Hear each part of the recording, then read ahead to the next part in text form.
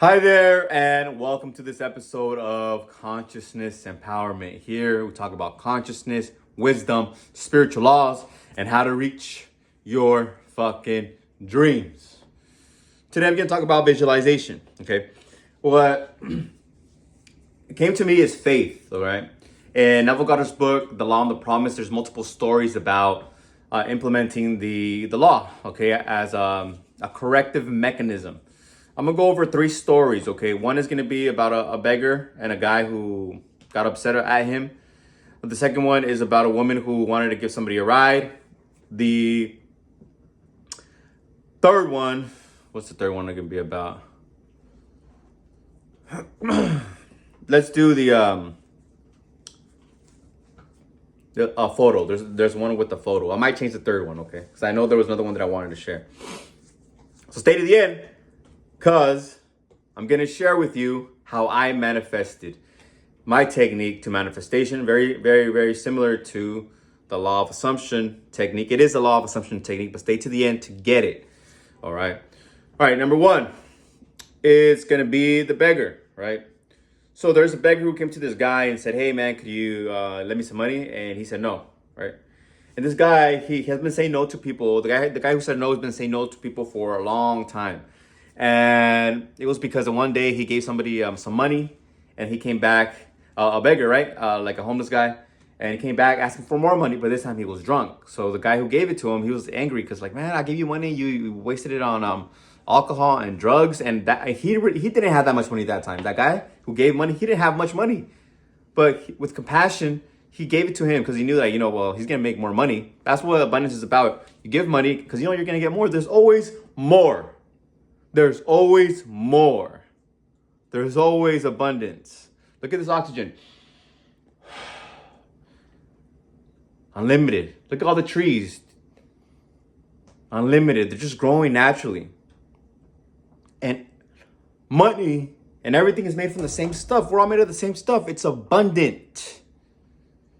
All right, I digress. And he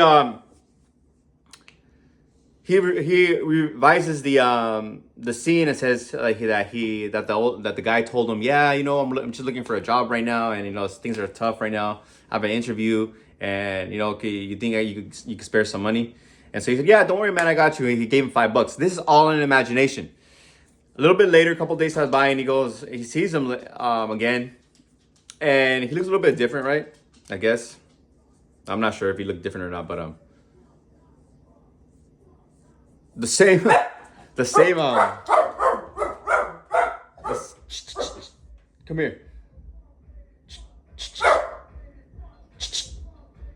Hey, Marcy, come here. I thought somebody was screaming outside, but it was a song saying, "Fuck Donald Trump." Come here. Here. Here. Here. Here. Sit. Sit. Stay.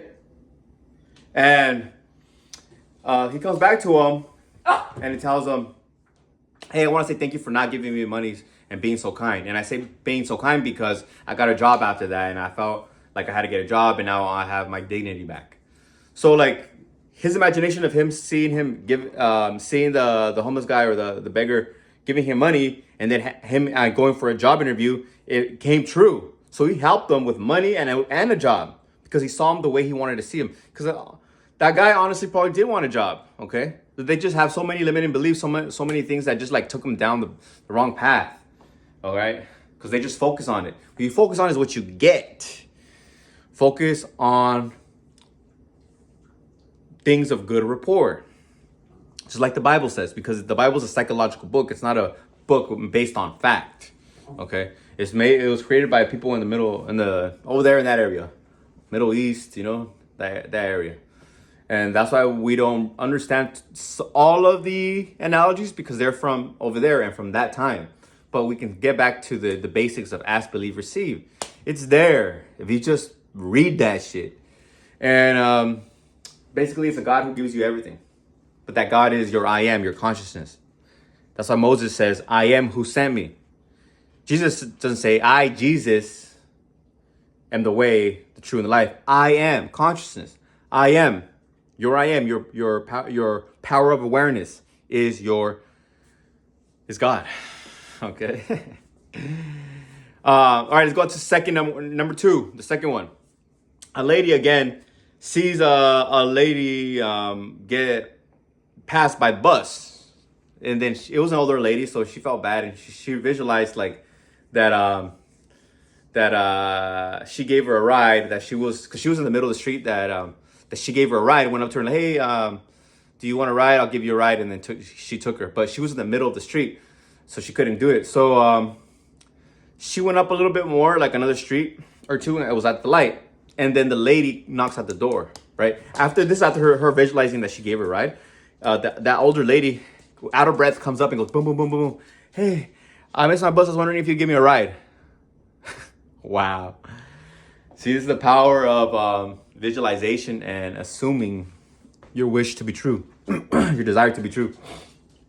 And yeah, man, it's amazing, the power of visualization, the power of the law of assumption, and it's part of the law of attraction, because when you assume something, you acquire a state. You assume a state. When you assume a state and that feeling, okay, more importantly, the feeling of having that, you start vibrating. Whatever frequency you're at, the way my hands are moving, that's what you attract, okay? You start attracting what frequency you're on. Birds of a feather do flock together. So allow that to come in, and that's how the law of assumption works as well, okay? It's through the assumption of your state of consciousness. You could choose it now, right fucking now. And if you stay faithful to it, it'll come. That's why these stories are about faith. Having faith and confidence in the law, in yourself, and allowing the law of attraction to bring it to you. Don't worry about it. You'll have hunches to take some action, to do certain things. And you just have to take the action. Okay? The third one was about a painting, right? But I think there was another one that I wanted to share.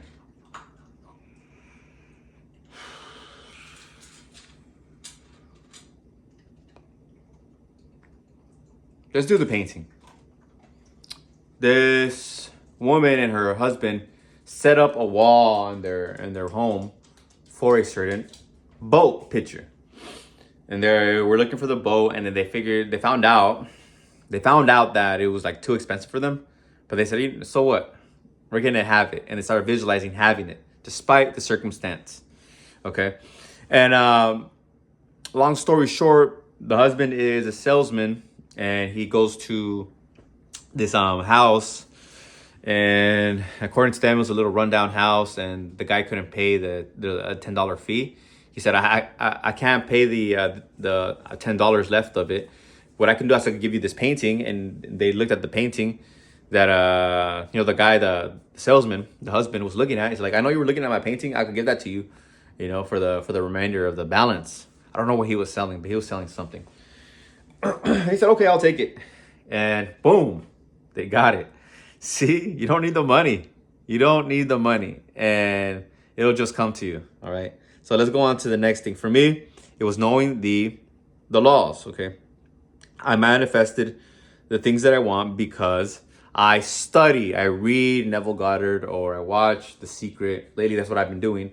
But for 6 years, I've been doing gratitude. I've been reading books like the Thomas Troward, the Edinburgh Lectures, Genevieve Behrend, Your Invisible Power. Genevieve Behrend is the pupil, the student of Thomas Troward.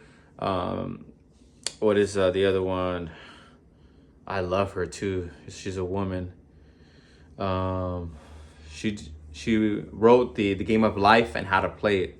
Very much on affirmation. And doing things physically that will help you manifest, like setting up the wall. Like the people who got the painting, they set up the like things around the wall to complement the painting, even though the painting wasn't there. That's called faith. And digging your ditches, because there's a story in the Bible where they dig the ditches after a prophet had like talked shit to the fucking people, because he said, they told the prophet Elijah, we want rain. They said, okay, it is done.